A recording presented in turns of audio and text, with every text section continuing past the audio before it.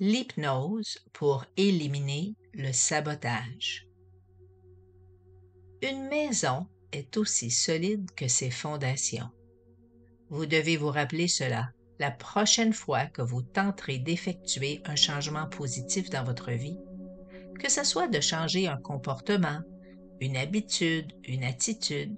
Je vous le dis tout de suite, comptez uniquement sur votre volonté pour manifester un changement. Ce n'est pas facile et certainement pas durable. Nous entendons souvent dire « J'ai pas assez de volonté pour faire ça ».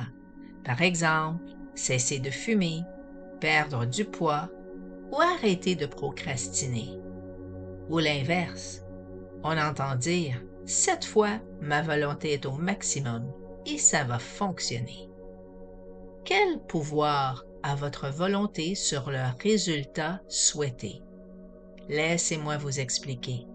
La volonté est issue de la logique et elle fonctionne avec votre esprit conscient.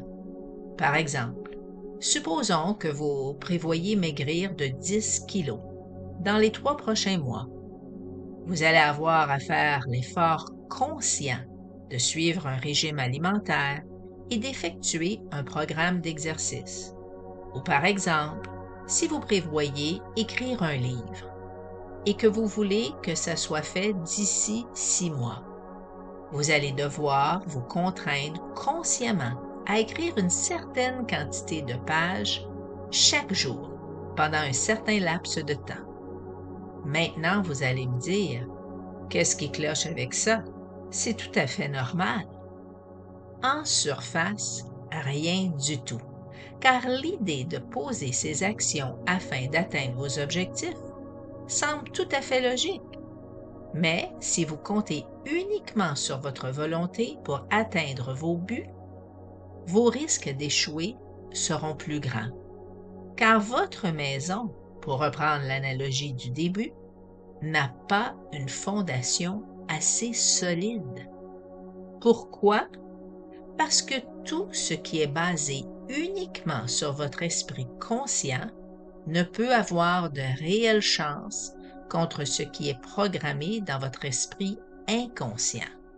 Parce que c'est l'esprit inconscient qui est le vrai maître de cérémonie.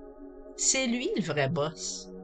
C'est pour cette raison que vous voyez certaines personnes perdre beaucoup de poids en ayant fait d'énormes efforts conscients, en utilisant surtout leur volonté pour y parvenir, puis, éventuellement, après un certain temps, reprendre tout le poids qu'ils ont perdu. C'est la même chose pour ces gens qui gagnent 1 million de dollars à la loterie et qui vont le perdre au bout de 2 ans. C'est le subconscient qui a obtenu le dernier mot. Et c'est finalement leur subconscient qui va leur dicter ce qui se passera en fin de compte. Ainsi, quand vous utilisez surtout votre volonté pour créer un changement radical dans votre vie, il est nécessaire de vous assurer que votre esprit inconscient est d'accord avec ce que vous voulez accomplir consciemment. Car non seulement vous allez lutter afin d'accomplir ce que vous voulez, mais lorsque vous y parviendrez, ça ne durera pas longtemps. Votre subconscient va saboter vos résultats afin que vous puissiez revenir à votre zone de confort et aux croyances programmées dans votre subconscient. Pourquoi est-ce ainsi? Votre subconscient fonctionne pas de manière logique, contrairement à votre volonté qui est gérée par votre esprit conscient. Le subconscient ne fait aucune différence entre le bien et le mal, car ce n'est pas son rôle. Le travail de l'esprit inconscient est de vous protéger, en supposant qu'il a été programmé correctement. Il fonctionne à peu près comme un ordinateur. Tant que votre ordinateur est programmé correctement pour ce qu'il est censé faire, tout fonctionnera bien.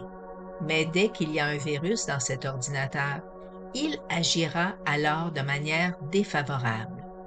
Si vous trouvez que malgré votre grande volonté, vous semblez être incapable de maintenir les résultats souhaités et même, parfois, vous avez l'impression de saboter certaines situations. C'est que votre conscient et votre inconscient ne collaborent pas ensemble. Comment se fait-il que vous soyez programmé ainsi? Vous avez probablement vécu des expériences négatives ou encore vous avez été exposé à des croyances non bénéfiques lorsque votre subconscient était à son stade le plus vulnérable, c'est-à-dire pendant les premières années de votre vie. C'est le moment de votre vie où vous avez été ouvert à la programmation du subconscient. Prenez par exemple une petite fille qui se fait dire constamment qu'elle est grosse dans son enfance. Son subconscient enregistre alors qu'elle est grosse et que c'est ainsi. Plus tard, elle aura beaucoup de difficultés à perdre du poids, mais surtout à maintenir son poids santé et de ne pas engraisser de nouveau, à moins qu'elle reprogramme son subconscient et élimine définitivement cette croyance en tant qu'adulte. Votre volonté sera uniquement aussi efficace que votre programmation inconsciente. La prochaine fois que vous voudrez accomplir quelque chose de grandiose dans votre vie en utilisant votre volonté, vous devez vous assurer que votre esprit inconscient est d'accord avec ce que vous voulez consciemment, parce que l'esprit inconscient est toujours celui qui gagne. Si à la fois votre volonté et votre programmation inconsciente sont sur le même chemin, vous pouvez accomplir de très grandes choses dans votre vie. Vous souhaitez cesser de saboter vos grands projets? L'hypnose peut vous aider à reprogrammer votre subconscient de manière efficace. Je vous invite à vous inscrire à mon cours d'auto-hypnose. C'est totalement gratuit et vous pouvez le faire avec le lien qui est sous cette vidéo. À bientôt!